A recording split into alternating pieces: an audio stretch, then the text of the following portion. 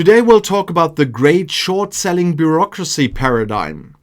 When international onlookers think of high-stakes financial thrillers, they usually imagine intense stockbrokers screaming into multiple phones and trading millions of dollars in a single breathless second.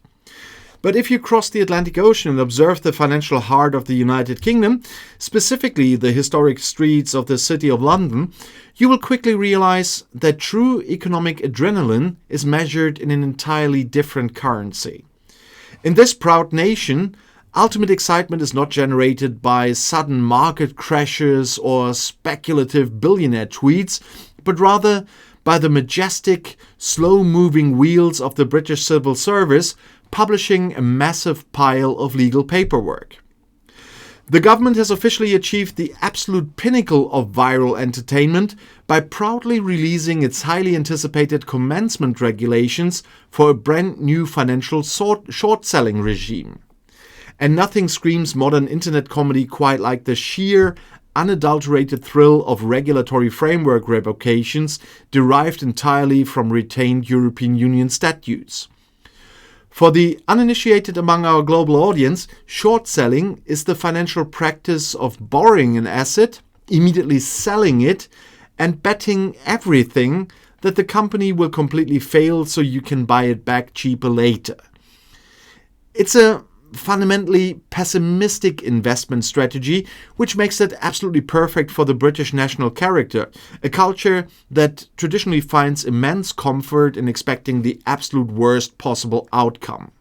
Yet, instead of a dramatic cinematic showdown between rogue traders, the authorities decided to regulate this complex practice by unleashing a bureaucratic masterpiece that has left thousands of financial analysts weeping tears of pure joy.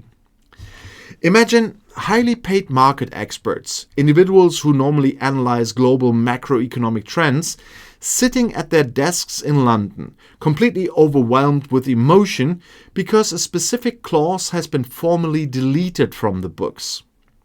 And these analytical professionals are not celebrating massive profit margins, historic stock market rallies, or corporate bonuses, but rather the exquisite structural beauty of a perfectly formatted addendum to a statutory instrument.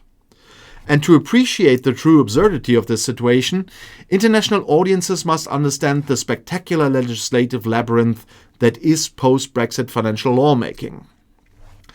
The British administration has spent years carefully combing through thousands of pages of inherited continental rules, attempting to rewrite them in a way that sounds distinctively and sovereignly British.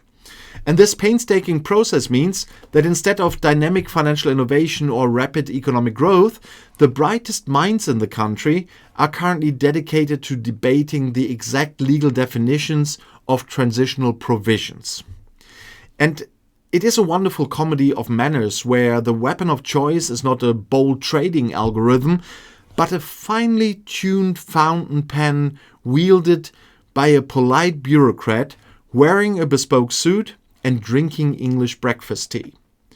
While the rest of the world is currently dealing with incredibly stressful geopolitical shifts and heavy global news, the United Kingdom has chosen to focus its collective intellect on optimizing the short-selling notification thresholds. And you have to marvel at the sheer unyielding confidence of an administration that looks at a complex global trading network and decides the ultimate solution is more beautifully crafted paragraphs of explanatory memoranda. The digital landscape within the financial district has naturally experienced a quiet explosion of absolute ecstasy, with accountants celebrating the new rules by perhaps ordering a slightly more expensive sandwich for their lunch break. There is a distinct understated humor in observing a society that treats a dry piece of regulatory legislation with a kind of intense reverence and media fanfare normally reserved for a major international sporting achievement.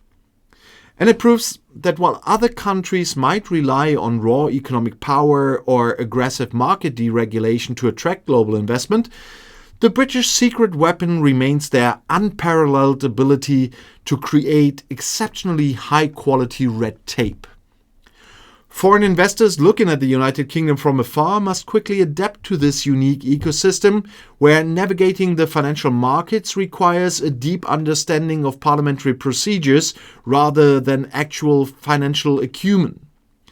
As the new short-selling regime officially takes effect across the corporate landscape, we can all enjoy a genuine smile at the magnificent, boring absurdity of a world governed by the ultimate regulatory paradigm.